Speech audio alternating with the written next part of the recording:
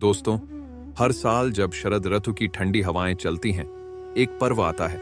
एक ऐसा पर्व जो हमें याद दिलाता है कि जहां अंधकार है वहां प्रकाश भी है, जहां अधर्म है वहां धर्म भी जागता है।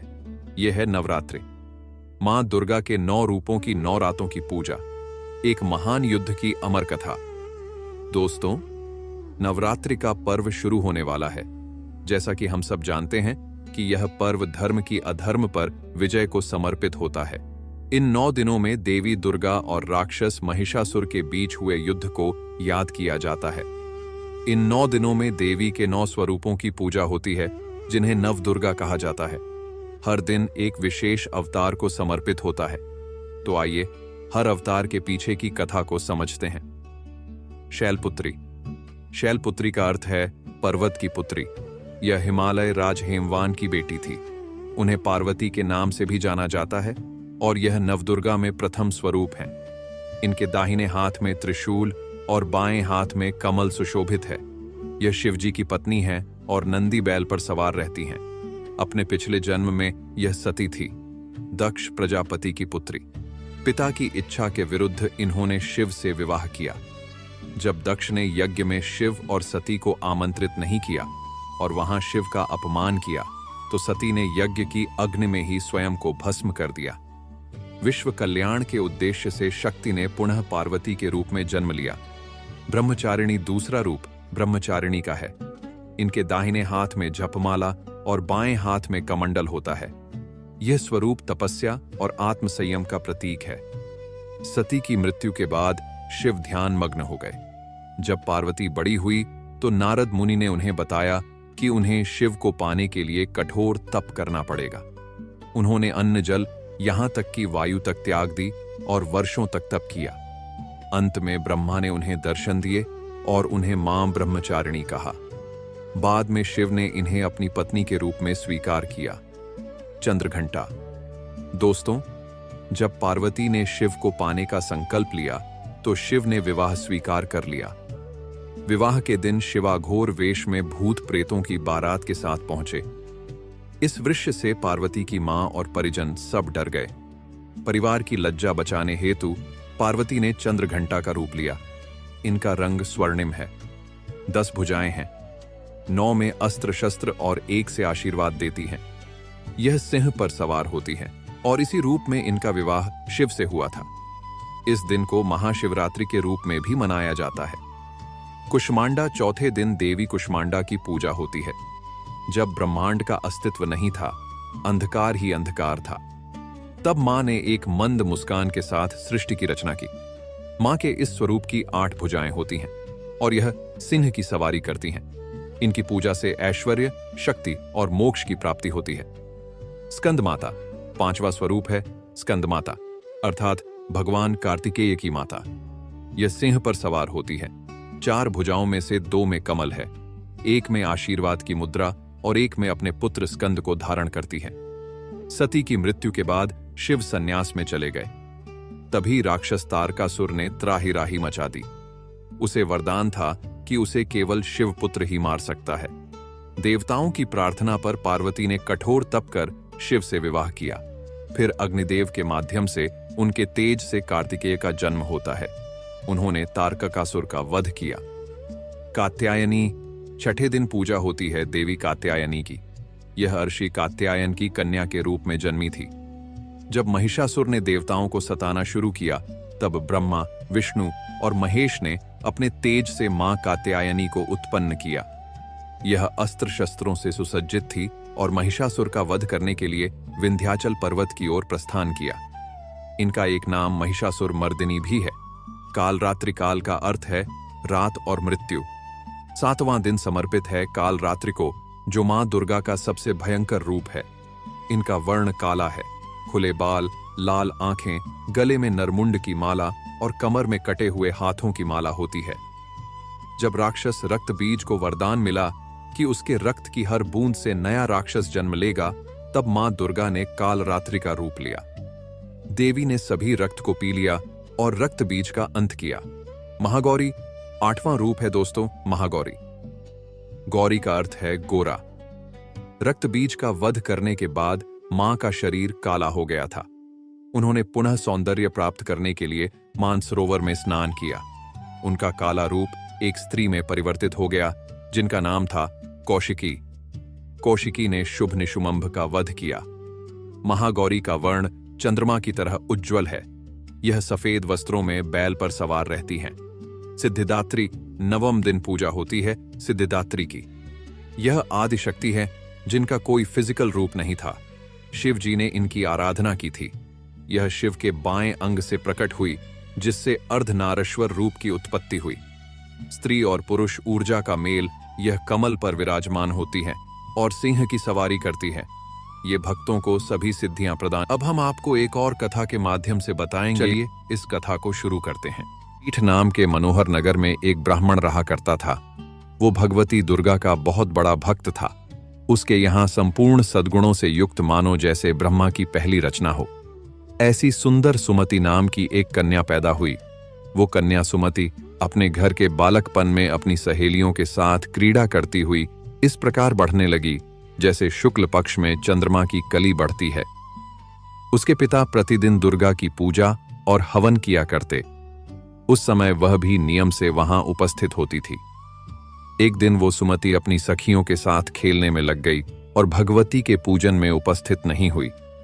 उसके पिता को पुत्री की ऐसी असावधानी देखकर बहुत क्रोध आया और उसने अपनी पुत्री से कहा, हे दुष्ट पुत्री, आज प्रभात से तुमने भगवती का पूजन नहीं किया। इस कारण मैं किसी कुष्टी और किसी दरिद्र से तेरा विवाह करूंगा। पिता के इस प्रकार कुपित वचन सुनकर सुमति को बहुत दुख हुआ और वह अपने पिता से कहने लगी, हे पिताजी, मैं आपकी कन्या हूं और मैं सब तरह से आपके अधीन हूं। जैसी आपकी इच्छा हो वैसा मेरा विवाह कर सकते हो, परंतु होगा वही जो मेरे भाग्य में लिखा है। मेरा तो इस पर पूर्ण विश्वास है। मनुष्य न जाने कितने मनोरथों का चिंतन करता है, पर होता तो वही है जो भाग्य में विधाता ने लिखा है। जो जैसा करता है उसको फल भी उसी के कर्म के अनुसार मिलता है, क्योंकि कर्म करना मनुष्य के अधीन है पर फल देना देवता के अधीन। अपनी कन्या के ऐसे निर्भयता से कहे हुए वचन सुनकर उस ब्राह्मण को बहुत क्रोध आया। तब उसने अपनी कन्या का विवाह एक कुष्ठ रोगी के साथ कर दिया और अत्यंत क्रोधी होकर अपनी पुत्री से कहने लगा, जाओ अब अपने कर्म का फल भोगो। देखते हैं केवल भाग्य के भरोसे रहकर तुम क्या कर पाती हो। इस प्रकार से कहे हुए पिता के कटु वचनों को सुनकर सुमति अपने मन में विचार करने लगी कि अहो, मेरा बड़ा दुर्भाग्य है जिससे मुझे ऐसा पति मिला। इस तरह अपने दुख का विचार करती हुई सुमति अपने पति के साथ वन में चली गई और भयानक वन में कुशा युक्त उस स्थान पर उन्होंने रात को बड़े कष्ट से व्यतीत किया। उस गरीब बालिका की ऐसी दशा देखकर मां भगवती पूर्व पुण्य के प्रभाव से प्रकट होकर सुमति से कहने लगी, हे ब्राह्मणी, मैं तुम पर प्रसन्न हूं। तुम जो चाहो वरदान मांग सकती हो। मैं प्रसन्न होने पर मन वांछित फल देने वाली हूं। इस प्रकार माता भगवती दुर्गा का वचन सुनकर ब्राह्मणी ने कहा, आप कौन हैं जो मुझ पर प्रसन्न हुई हैं? मैं आदिशक्ति मां भगवती हूं। मैं ही ब्रह्मा विद्या और सरस्वती हूं। मैं प्रसन्न होने पर प्राणियों के दुखों को दूर करके उन्हें सुख प्रदान करती हूं। हे ब्राह्मणी, मैं तुम पर तुम्हारे पूर्व जन्मों के पुण्यों के प्रभाव से प्रसन्न हूं। तुम्हारे पूर्व जन्म का वृतांत सुनाती हूं। ध्यानपूर्वक सुनो। तू पूर्व जन्म में निषाद यानी भील की स्त्री थी और बहुत ही पतिव्रता थी। एक दिन तेरे पति ने चोरी की और चोरी के कारण तुम दोनों को सिपाहियों ने पकड़ लिया और ले जाकर जेल खाने में बंद कर दिया। उन लोगों ने तेरे और तेरे पति को भोजन भी नहीं दिया। इस प्रकार नवरात्र के दिनों में तुमने कुछ नहीं खाया और ना ही जल पिया। इसलिए 9 दिनों तक नवरात्रि का व्रत हो गया। हे ब्राह्मणी, उन दिनों में जो व्रत हुआ उस व्रत के प्रभाव से प्रसन्न होकर मैं तुम्हें मनोवांछित फल दे रही हूं। तुम जो इच्छा है मांग सकती हो। इस प्रकार मां दुर्गा के कहे वचन सुनकर वह ब्राह्मणी बोली, अगर आप मुझ पर प्रसन्न हैं तो हे दुर्गे, मैं आपको प्रणाम करती हूं। कृपा करके मेरे पति का कोढ़ दूर कर दो। देवी ने कहा, उन दिनों में जो व्रत तुमने किया था उस व्रत के एक दिन के पुण्य से तुम अपने पति का कोढ़ दूर कर सकती हो। उनमें से एक दिन अपने पति को अर्पण करो और मेरे प्रभाव से तेरा पति कोढ़ रहित हो जाएगा और सोने के समान शरीर वाला सुंदर हो जाएगा। ब्रह्मा जी बोले। इस प्रकार देवी का वचन सुनकर वह ब्राह्मणी बहुत प्रसन्न हुई और पति को निरोग करने की इच्छा से उसने कहा, ठीक है। तब तक उसके पति का शरीर मां भगवती की कृपा से कुष्ठहीन होकर अतिकांत युक्त हो गया। उसका पति ऐसा सुंदर हो गया कि जिसकी कांत के समान चंद्रमा की कांत भी क्षीण हो जाती। वह ब्राह्मणी पति के मनोहर देह को देखकर देवी को अति पराक्रमी समझने लगी और उनकी स्तुति करने लगी। वो बोली, हे दुर्गे, आप तो कष्टों को दूर करने वाली, तीनों जगत की संताप हरने वाली हो।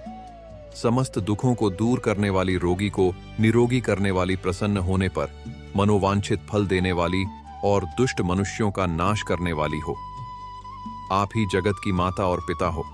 हे अम्बे, मुझ अपराध रहित अबला का मेरे पिता ने कुष्ठ रोगी के साथ विवाह कर दिया और मुझे घर से निकाल दिया। उनकी निकाली हुई पृथ्वी पर मैं घूमने लगी। आपने ही मेरा उद्धार किया है। हे देवी, मैं आपको प्रणाम करती हूं। मुझ दीन की रक्षा करो। ब्रह्मा जी बोले, हे बृहस्पति। इस प्रकार उस सुमति ने मन से देवी की बहुत स्तुति की और उसकी स्तुति सुनकर देवी को बहुत संतोष हुआ और देवी ने ब्राह्मणी से कहा, हे ब्राह्मणी, तुम्हारे उदायल नाम के एक अति बुद्धिमान, धनवान, कीर्तिवान और जितेंद्रिय पुत्र शीघ्र ही होगा। ऐसा कहकर देवी ब्राह्मणी से फिर कहने लगी, हे ब्राह्मणी, जो कुछ तेरी इच्छा है वो मनवांछित वस्तु तू मुझसे मांग सकती है। ऐसा मां भगवती का वचन सुनकर सुमति ने कहा, हे भगवती दुर्गे, अगर आप मेरे पर अब भी प्रसन्न हैं तो कृपा करके मुझे नवरात्र की विधि बताइए। हे दयावती, जिस विधि से नवरात्र व्रत करने से आप प्रसन्न होती हैं, उस विधि और उसके फल को मेरे लिए विस्तार से वर्णन करें। इस प्रकार ब्राह्मणी के वचन को सुनकर मां दुर्गा ने कहा, हे ब्राह्मणी, मैं तुम्हारे लिए संपूर्ण पापों को दूर करने वाली नवरात्र व्रत की विधि को बताती हूं, जिसको सुनने से तमाम पापों से छूटकर मोक्ष की प्राप्ति हो जाती है। अश्विन मास के शुक्ल पक्ष की प्रतिपदा से लेकर 9 दिनों तक विधि पूर्वक व्रत करें। यदि दिन भर व्रत ना कर सके तो एक समय का भोजन करें। पढ़े लिखे ब्राह्मणों से पूछकर घट स्थापना करें और वाटिका बनाकर उसको प्रतिदिन जल से सींचे। महाकाली, महालक्ष्मी और महासरस्वती की मूर्तियां बनाकर उसकी नित्य विधि से पूजा करें और पुष्पों से विधि पूर्वक अर्घ दें। बिजौरा के फूलों से अर्घ देने से रूप की प्राप्ति होती है। जायफल से कीर्ति, दाख से कार्य की सिद्धि होती है। आंवले से सुख, केले से भूषण की प्राप्ति होती है। इस प्रकार फलों से अर्घ देकर यथाविधि हवन करें। खांड, घी, गेहूं, शहद, जौ, तिल, बिंब, नारियल, दाग और कदम्ब से हवन करें। गेहूं से होम करने से लक्ष्मी की प्राप्ति होती है। खीर व चंपा के पुष्पों से धन की प्राप्ति और पत्तनों से तेज और सुख की प्राप्ति होती है। आंवले से कीड़ और केले से पुत्र की प्राप्ति होती है। कमल से राज सम्मान और सुख संपत्ति की प्राप्ति होती है। व्रत करने वाला मनुष्य इस विधान से होम कर आचार्य को अत्यंत नम्रता के साथ प्रणाम करें और यज्ञ की सिद्धि के लिए उन्हें दक्षिणा दें। इस महाव्रत को पहले बताई हुई विधि के अनुसार जो करता है उसके सारे मनोरथ सिद्ध हो जाते हैं। इनमें कोई भी संशय नहीं है। इन 9 दिनों में जो कुछ दान आदि किया जाता है उसका करोड़ों गुना फल मिलता है। इस नवरात्रि के व्रत को करने से ही अश्वमेघ यज्ञ का फल भी मिलता है। हे ब्राह्मणी, इस संपूर्ण कामनाओं को पूर्ण करने वाले उत्तम व्रत को तीर्थ, मंदिर अथवा घर में ही विधि के अनुसार करें। ब्रह्मा जी ने कहा, हे बृहस्पति, इस प्रकार ब्राह्मणी को व्रत की विधि बताकर माता अंतर्त्य हो गई। जो मनुष्य या स्त्री इस व्रत को भक्ति पूर्वक करता है वह इस लोक में सुख पाकर अंत में दुर्लभ मोक्ष को प्राप्त करता है। हे बृहस्पति, यह दुर्लभ व्रत का महत्तम मैंने तुम्हारे लिए बताया है। ऐसा ब्रह्मा जी का वचन सुनकर बृहस्पति जी आनंद के कारण रोमांचित हो गए और ब्रह्मा जी से कहने लगे, हे ब्रह्मा जी, आपने मुझ पर अति कृपा की, जो अमृत के समान इस नवरात्र व्रत का महत्तम सुनाया। हे प्रभु, आपके बिना और इस महत्तम को कौन सुना सकता था। ऐसे बृहस्पति जी के वचन सुनकर ब्रह्मा जी बोले, हे बृहस्पति, तुमने सब प्राणियों का हित करने वाले इस अलौकिक व्रत को पूछा है, इसलिए तुम धन्य हो। यह भगवती शक्ति संपूर्ण लोकों का पालन करने वाली है। इस महादेवी के प्रभाव को कौन जान सकता है। तो यह थी नवरात्रि की व्रत कथा। आपको यह कथा कैसी लगी कमेंट करके जरूर बताएं। साथ ही मेरे चैनल को सब्सक्राइब करना ना भूलें।